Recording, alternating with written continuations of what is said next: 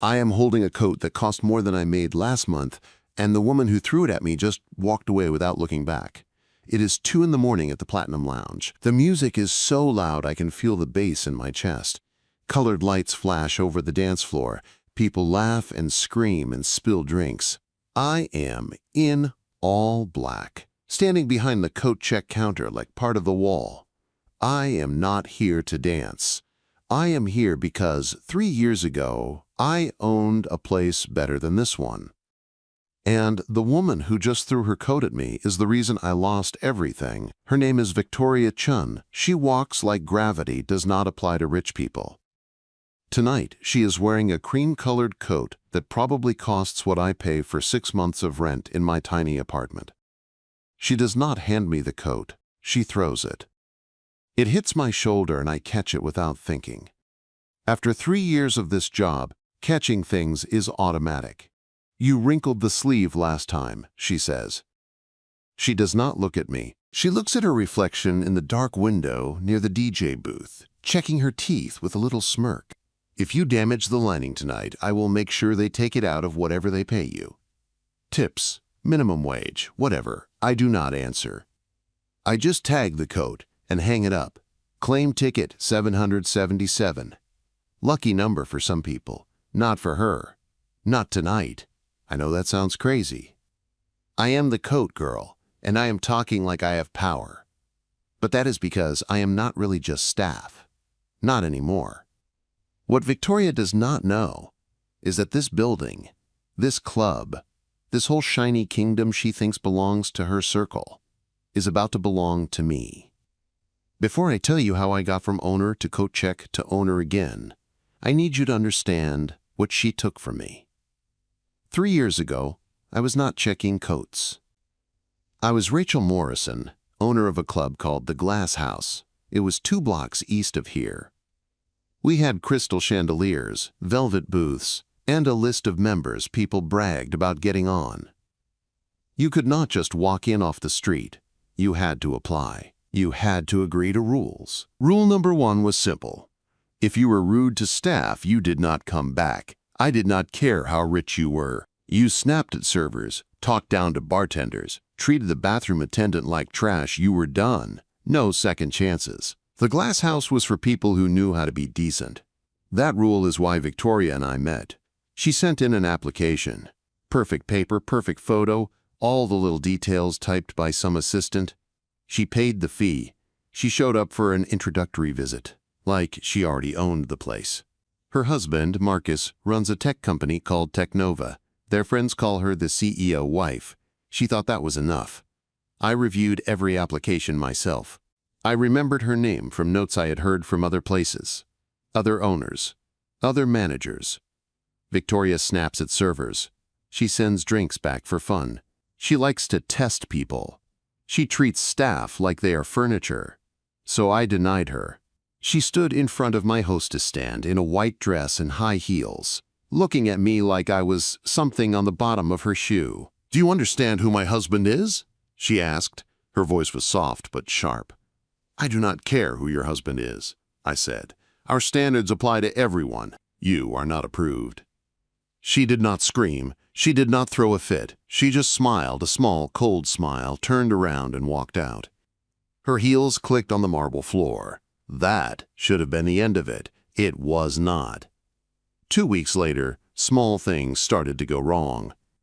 A nightlife blog posted a blind item about a club downtown that was rumored to have shady money and unsafe conditions. They did not name us, but they described the chandeliers, the velvet, the street. Everyone knew who they meant.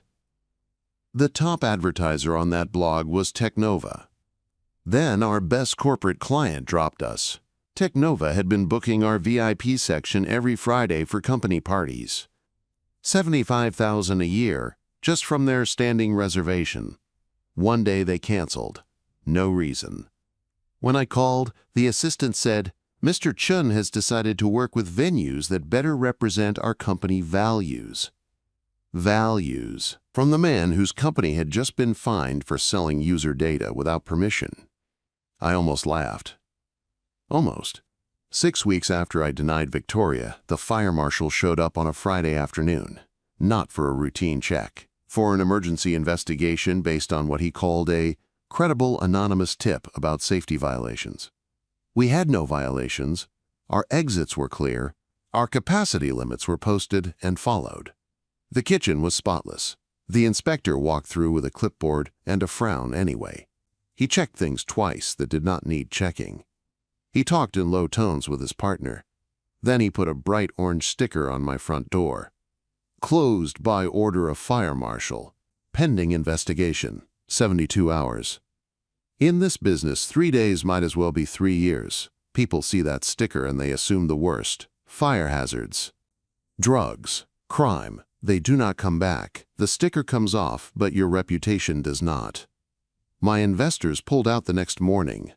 One of them, a man who helped me get my first loan, called from his car. "Rachel, I believe in you," he said, "but the word going around is that you are on some kind of list. The Chun family is telling people you are under investigation. We cannot be connected to that. I am sorry." Sorry did not help when the bank took the building. Sorry did not help when I sat on the floor of my empty club, staring at the marks on the walls where the chandeliers used to hang. Sorry did not help when I lost my house 6 months later. I saw Victoria one time after everything fell apart. I was leaving the unemployment office holding a plastic folder with forms I did not want to fill out. I was wearing a second-hand blazer and shoes that hurt my feet. My hair was grown out and dull. I probably smelled like stale coffee. She was coming out of an expensive boutique next door, arms full of shopping bags. Her hair was perfect. Her sunglasses probably cost more than my car used to be worth. She saw me. Our eyes met. She did not say a word. She did not need to. She gave me a tiny smile and a little wave, like you wave at a bug before you step on it. Then she slid into her white Range Rover and drove away. That wave broke something in me.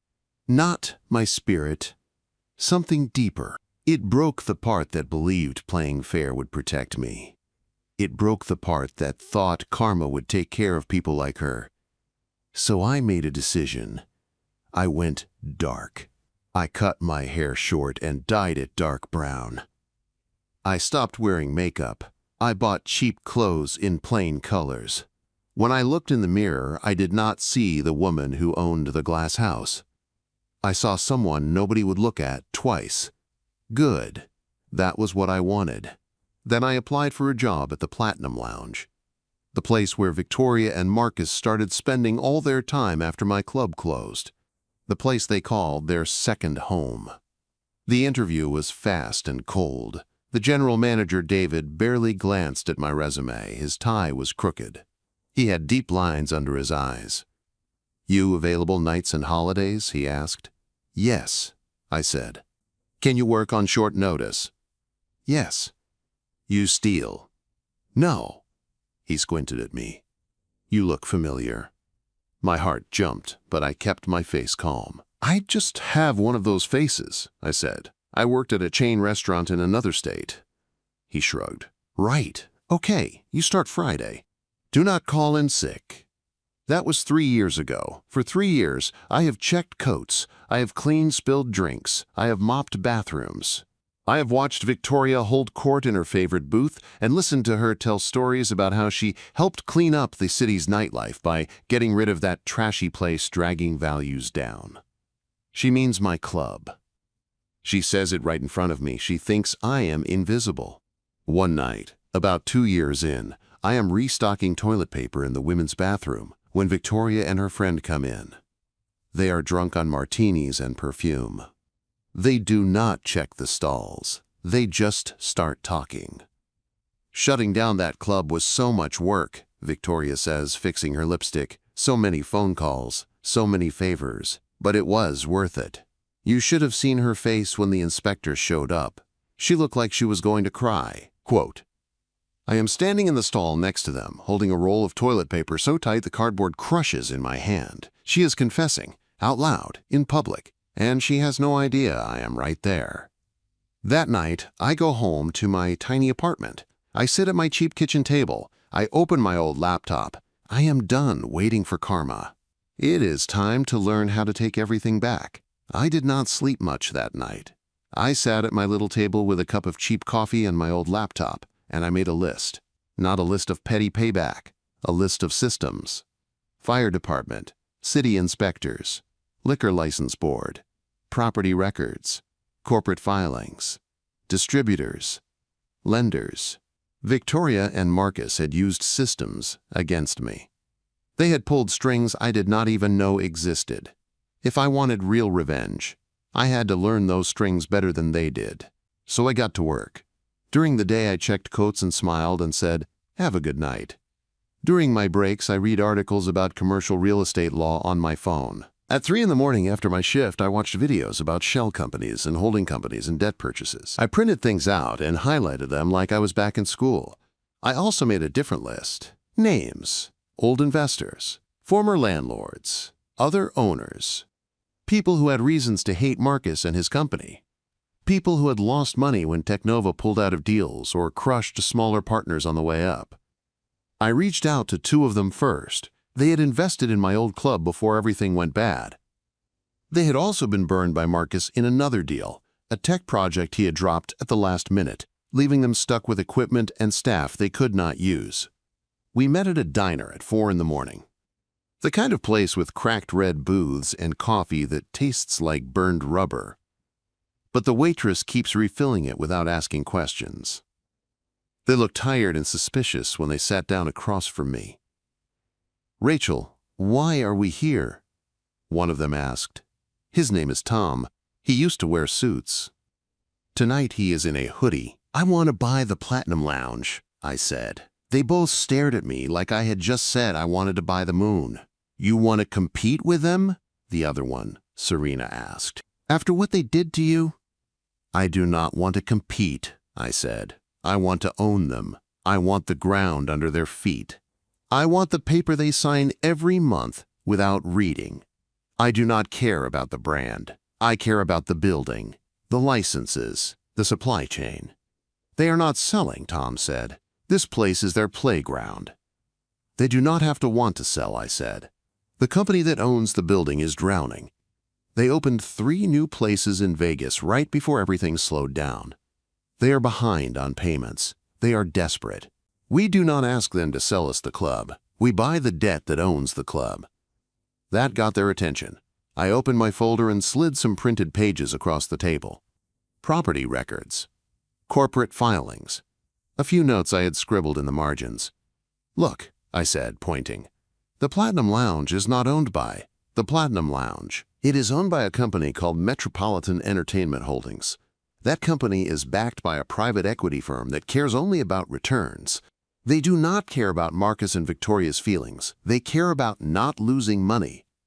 Serena flipped through the pages, her eyes scanning the lines. "You have been busy," she said. "I have had 3 years," I said. 3 years of standing in that coat closet listening and watching while they treated everyone like garbage. 3 years to learn how this structure works. We formed a new company that night. A boring name that would not draw attention. RLM Holdings, registered in Delaware. Layers of paperwork, all proper, all clean. To the world, RLM Holdings was just another real estate investment group. To us, it meant something else. Rachel's long memory. While Victoria rolled her eyes at servers and tapped her glass at bartenders, I learned everything about the Platinum Lounge. I learned the name of their liquor distributor, Premium Beverage Solutions. I learned how often deliveries arrived. Twice a week. I learned who held the mortgage on the building. I pulled county records and saw late fees stacking up. At home, I taught myself to read financial statements, profit and loss, cash flow, debt schedules. The numbers told a story. Metropolitan Entertainment was bleeding. They were selling off assets quietly to stay afloat. 6 months ago, on my phone in the coat closet at 2 in the morning, I saw what I had been waiting for. A filing. Dry legal language. Notice of intent to liquidate non-core assets. That was business code for "we are selling anything we can before we sink." Buried inside the filing was a list of properties. 782 West Street. The address of the Platinum Lounge. I felt my heart start to pound. My hands shook as I took a picture of the page and sent it to Tom and Serena. The reply came back a few hours later. Green light. We are in. The next weeks were a blur of documents. Purchase agreements, debt transfers, quiet calls, boring meetings in gray offices with men in gray suits who did not care about clubs or music or nightlife. They cared about numbers. Our numbers made sense to them. One night, while I was hanging coats, my phone buzzed in my pocket. I slipped into the back room to look. Debt purchase complete. Liquor distributor contract assigned. You now control the mortgage and the supply. I read it 3 times. Then I put my phone away and went back to work. Upstairs, Victoria was laughing too loud at something. She was standing on a white leather couch in heels, which was against the rules. But nobody said anything. She was waving a bottle of expensive champagne overhead while a song about hard work and struggle blasted through the speakers. The irony tasted like metal in my mouth. Later that night, around 1, Marcus arrived. He did not wait in line. He never did.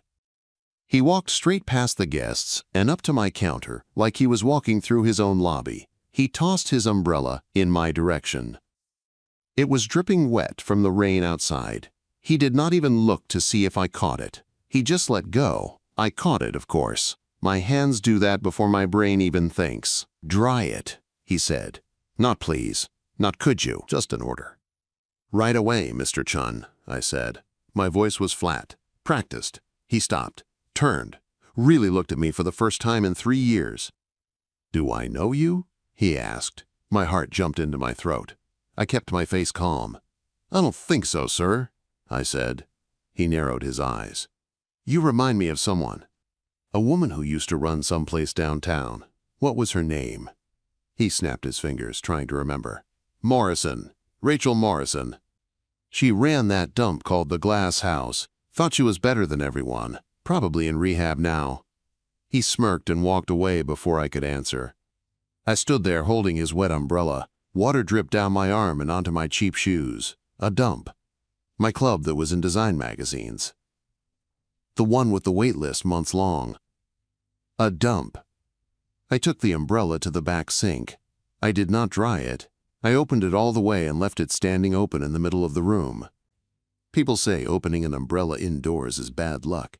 I wanted to see if that was true. Then I pulled out my phone again, not to doom scroll. To work. I opened the secure app I use to access county property and supplier portals. I typed in the Platinum Lounge's address.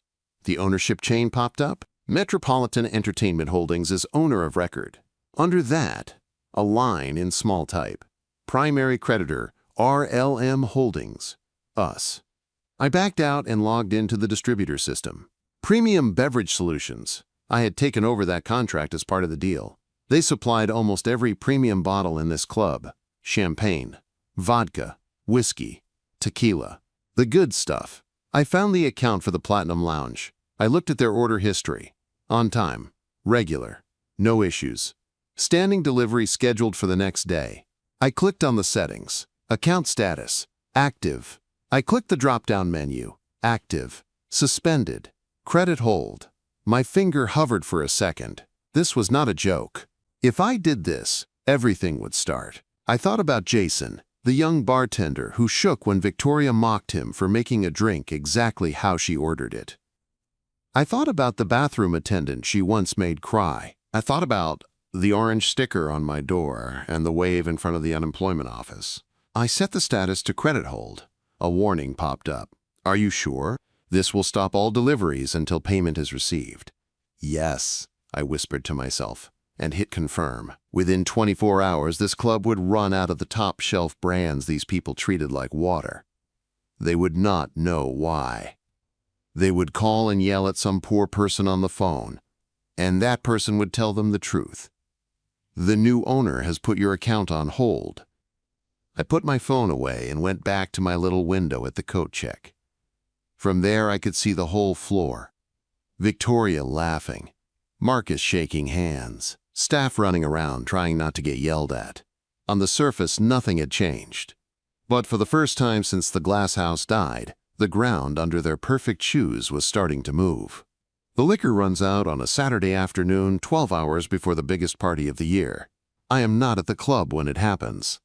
I am in my apartment folding laundry when my phone buzzes. It is David. "Rachel, we have a serious problem," he says as soon as I pick up. His voice sounds thin and strained. "The distributor cut us off. They are saying we have a credit hold, but that is impossible. Can you come in early? I need everyone here." "I will be there in an hour," I say.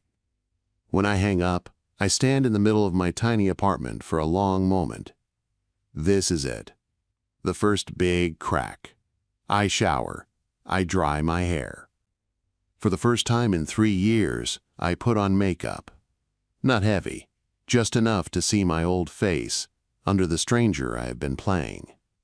I find my red lipstick at the back of a drawer, the same shade I wore every night at the glass house. It is almost empty, but there is just enough left. I put it on slowly, like a ritual. When I look in the mirror, my heart jumps. I see the woman I used to be, but different. Older, harder, smarter. At 4 in the afternoon, I walk into the Platinum Lounge. Clubs look different in daylight. Without the colored lights and smoke, the magic is gone. You can see the stains on the carpet and the scratches on the bar. The chandeliers look dusty instead of sparkling. The whole place feels smaller and less important. David is in his office on the first floor, surrounded by papers. His tie is loose. His hair is a mess. He has a phone pressed to his ear. "I understand there has been a mistake," he is saying. "We have been customers for 8 years. You cannot just cut us off without warning." He listens. His face goes pale. "What do you mean, new ownership?" he shouts. "Who bought the company? RLM Holdings? I have never heard of them. Can I speak to someone there? No phone number. Only email. That is insane." He slams the phone down and rubs his forehead. I knock on the door frame. "How bad is it?" I ask. He lets out a laugh that does not sound like a laugh. "We have maybe 10 bottles of the good stuff left. Everything else is cheap backup stock we keep for emergencies. Marcus is hosting a party here tonight for 300 people. 300 rich people who always expect the best. If we serve them bottom shelf anything, we are finished. He will drag us online. He will tell everyone we have gone cheap." "Can you buy from someone else?" I ask. "Just for tonight?" "The distributor has an exclusive contract in this district," David says. "We are not allowed to buy from anyone else. If we do, they can sue." I already know all of this. I wrote those terms into the contract myself when RLM bought the distributor. "What about the credit hold?" I ask. "Can you just pay what they want?" "That is the crazy part," David says. "They want $50,000 as a reconnection fee. $50,000. That is not a fee. That is a threat." 50,000. The exact number I lost in revenue during the forced closure of the glass house. I had done the math on a cold night sitting on my floor. I have not forgotten. "Maybe you can negotiate," I suggest. "I tried," he says. "They will not talk to me. They say all communication has to go through the property owner first, but the holding company that owns us does not return calls. I do not even know who to contact anymore." He looks so tired. I almost feel sorry for him. This is not his fault. He is just another worker caught in the middle of rich people's games. "Just do your best tonight," he says. "We will serve what we have and hope people are too drunk to notice." I leave his office and go to the staff room. My uniform hangs in my usual locker. Black shirt, black pants, name tag. I sit down instead of changing and pull out my phone. There is a new email from my lawyer. All documents filed. Property deed recorded. Liquor license transfer complete. You now have full legal authority over 782 West Street. As of 4:47 p.m., proceed when ready. I stare at the words. Full legal authority. Not yet, I type back. Let them have their party first. I change into my uniform and clip on my old name tag. Then I walk to the coat check and take my place behind the counter like I have done 1,000 nights. The club opens at 8. People start arriving fast. By 8:30, the main floor is crowded with suits and cocktail dresses. This is not a regular crowd. These are the kind of guests who talk about markets and mergers over shots of vodka. It is a Technova event. Marcus's big celebration for some merger with another company. There is a banner on the wall with both logos, all sleek and shiny. At 9, Victoria walks in. She is wearing a silver dress that flashes under the lights like water. Her hair is perfect. Her makeup is perfect. She has the smug glow of someone who has never stood in an unemployment line. She walks up to my counter and sets her coat down this time instead of throwing it. Progress, I guess. "I heard the club is having supply problems," she says, scrolling on her phone. "How embarrassing." Marcus is furious. He might pull his business from this place. Find somewhere with actual standards. "That would be unfortunate," I say, tagging her coat. "For you, maybe," she says. "You would have to find another job. Good luck with that." She walks away toward the VIP stairs without a thank you. I hang up her coat and keep my face blank. Marcus arrives 30 minutes later. He does not look at me when he hands me his coat. He is already talking to another man in a suit about numbers and stock prices. I tag it and hang it without a word. From my little window, I watch the party. I see David at the bar as guests ask for brands we do not have. I can read his lips as he apologizes and offers a similar option. Some people take it. Some roll their eyes. Some say they will remember this. At 9:45, I take my break. I do not go to the staff room, I go upstairs. The second floor is mostly offices and storage. There is one room that was used by the old owners. It has been empty for months. Just boxes and dust. 3 days ago, I had a locksmith change the locks and give me a key. I unlock the door and step inside. There's a desk, a chair, and an old computer. I moved my own laptop in yesterday. I sit down and open it. On the screen, the building's camera feeds appear. Every angle, every corner, the bar, the dance floor, the entrance, the VIP section. I see Victoria at her favorite booth, the raised one in the corner, holding court like a queen. She is waving her glass around, complaining about the drinks. I see Marcus shaking hands near the bar, laughing like he has never had a bad day in his life. I see staff racing from table to table, trying to keep up. At 10, the music fades and Marcus takes the microphone. I can hear his voice through the feed and from the floor below. "Thank you all for coming," he says. "Tonight we celebrate a huge step forward for Technova. Our merger with Apex Systems is going to change the future of technology in this city and beyond." People clap and cheer. Glasses are raised. "And I want to thank the Platinum Lounge," he adds. "This place has been our home away from home. A place to relax, celebrate, and enjoy the finer things in life." More applause. I watch Victoria stand and clap the loudest, glowing with pride. I close my laptop. Enough watching. Time to move. I go back downstairs to the coat check. I stand in my spot and breathe in the smell of perfume and alcohol and money. My phone buzzes. A text from Serena. "Valet system access ready. Flip when you want." I open the Valet app. The club uses a third-party service. I found the login 2 weeks ago on a sticky note taped under the desk. The password was password 123. I find Marcus's name. His black Tesla is listed with his plate number and phone. I tap on his profile and mark his car as flagged for unpaid violations. Tow risk. I hit save and lock my phone. At 11, the party starts to thin out. People drift toward the door in groups. Laughter at the bar grows louder as the alcohol gets cheaper down the shelves. Around 11:15, Jason, the bartender, passes by my counter on his way to the back. His shoulders are tight. His eyes look tired. "How bad is it?" I ask quietly. "They hate the cheap stuff," he mutters. "They keep asking for bottles we do not have." I am waiting for someone to throw a glass at me. I am so done. "You will not be here long," I say. He frowns. "You quitting?" "Something like that," I say. At 11:30, the doors open and cool air rushes in.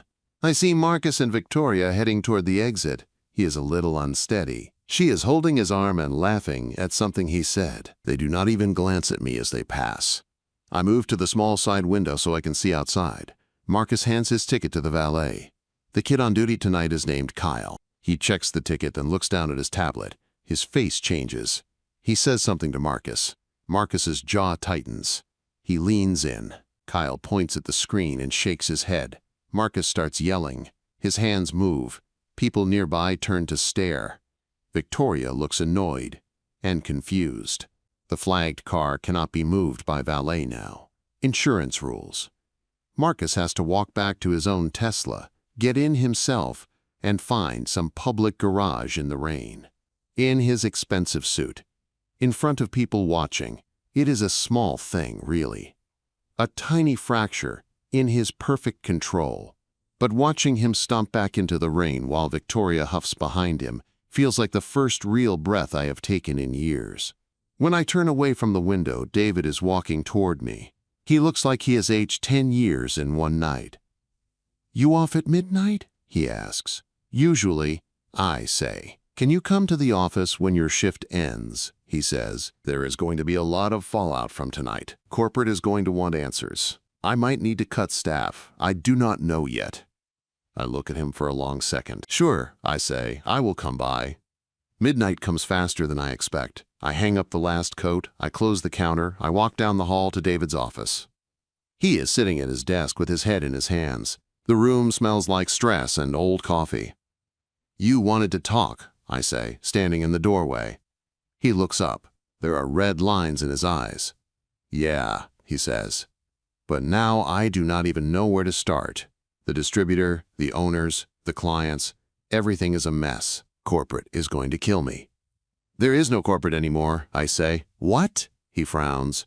"Metropolitan Entertainment sold this building 3 days ago," I say. "The new owner is RLM Holdings." "Yeah, I heard the name," he says. "Some ghost company. I cannot even get a phone number for them." "You do not need a phone number," I say. "You can talk to me." He blinks. "What are you talking about?"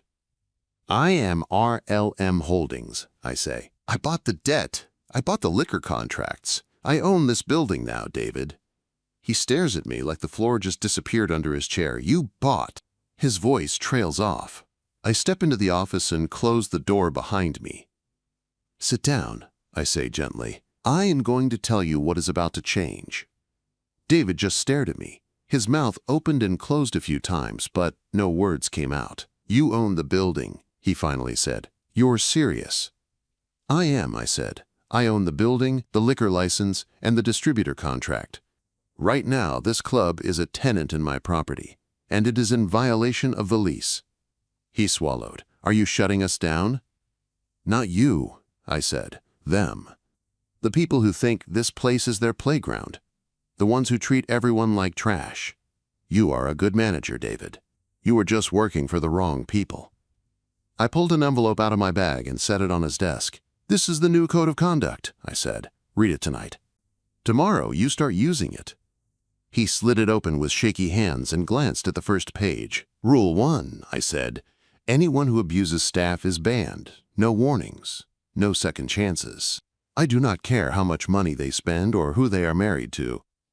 He looked up at me. "You're really doing this?" I did not spend 3 years eating instant noodles and pretending to be invisible to keep everything the same, I said. "We are going to run this place my way now." Sunday night is my last night in the old uniform. I get there 3 hours before opening. The first thing I do is go outside. A maintenance crew is waiting with a ladder and a new sign. We take down the old one, the Platinum Lounge. Members only. We put up the new one, the Platinum Lounge. Under new management, the words look right. Inside, I walk up to the VIP section. Victoria's booth. The raised corner spot that makes her feel like she is above everyone else. Underneath that platform, the support beam is cracked and starting to rot. I did not cause that. Years of heavy tables and people standing on couches did. But the old owners ignored it, because that section made money. I bring in a real inspector, a man with gray hair and tired eyes. He crawls onto the platform, shines a flashlight, and shakes his head. If this beam gives out on a busy night, people could get hurt, he says. This whole section needs to be closed until repairs are done. So we close it, I say. By the time the doors open at 10, the VIP booth is wrapped in bright yellow caution tape. There are metal barriers around it and a big sign that says, "Danger. Structural damage. Do not enter." You cannot miss it, especially if you are used to thinking of that space as your throne. I go to the coat check and stand in my usual spot. Same black clothes. Same counter. But tonight, my red lipstick is back on. Tonight I am not hiding. Marcus arrives first. He walks in fast, shoulders tight. He slams his coat down on the counter without looking at me. "Big weekend," he mutters. "Let's hope you people got your act together." I tag his coat and hang it on the rack. When I turn back, he is watching me with narrowed eyes.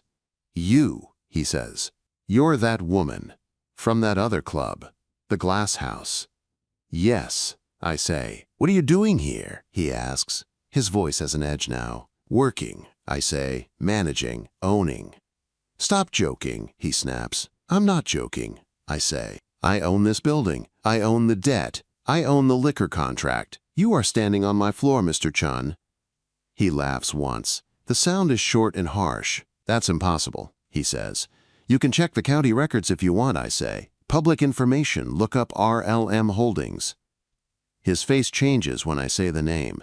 He has heard it. He just did not expect it to be me. Before he can answer, the door opens again. Victoria steps in. She is wearing a white leather coat that probably needs its own insurance policy. She walks straight to me. Eyes on her phone, not on my face. She throws the coat. The zipper hits my cheek. I feel a sting. Warmth. A line of blood starts to move down toward my jaw. "Oops," she says. Her voice is flat. "Slippery hands. Hang it up and try not to bleed on it." The coat lands on the counter between us. I do not lift my hands. I do not move. "Pick it up," she says. "No," I say. The word feels heavy and clean in my mouth. Conversations nearby slow down. People turn to look. "What did you say?" she asks, laughing like she thinks she misheard me. I said no, I repeat. I touch my cheek and wipe the blood with my fingers. "You threw it at my face. You can pick it up." "David!" she shouts, her voice rising. "Get over here, now." David hurries over, wiping his hands on his shirt. "This coat check girl just refused to do her job," Victoria says. "Fire her, right now. I want her gone." David looks at me, then at Victoria, then at Marcus. His jaw tightens. "I can't do that, Mrs. Chun," he says quietly. "You can't?" she snaps. "I pay for half your salary with what we spend here." "No," David says. "You don't. She does." He nods at me. She is the owner now. The room goes silent. Marcus stares at me like I have grown a second head. "That is not funny," Victoria says. "Tell him to stop. This is ridiculous." I reach into my jacket pocket and pull out an envelope. I hand it to Marcus. "This is a formal trespass notice," I say. "You are both banned from this property, permanently. If you come back, security will call the police." Victoria laughs, but there is a crack in the sound. "You cannot ban us," she says. "We made this place." "You did not," I say. "You just took up space in it." I nod at the coat on the counter. "You threw that at my face," I say. "Now you can pick it up from the floor, or you can walk out without it. Either way, you are leaving." Her eyes flash. She stands there for a long moment. Then, slowly, she bends down. White dress, white heels, perfect hair.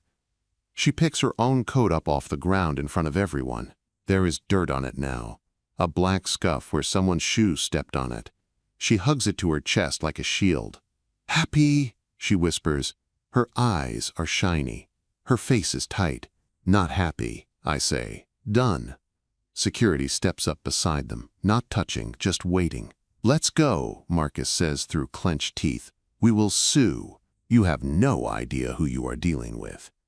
"I do," I say. "For 3 years, I listened to you talk. I watched you treat everyone like they were not human. Now you are not my problem anymore. You are someone else's."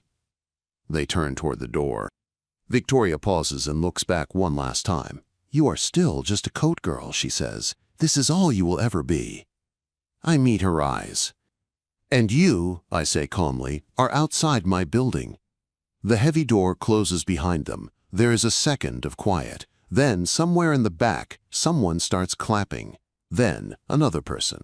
Then, another. Within a few breaths, most of the room is applauding. I do not bow. I do not smile for them. I walk behind the bar, unscrew a fresh bottle from the new shipment that arrived this morning, and lift it in the air. "Drinks are on the house for the next hour," I say. "Let's start over."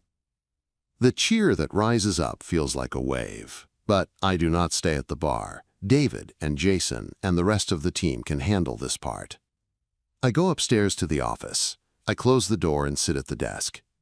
On the security screens, I see the club moving in a different way now. Lighter. Staff laughing. Shoulders dropping. People breathing. My phone buzzes. A message from Serena. "Congratulations." What's next? I stare at the words for a long moment. What is next?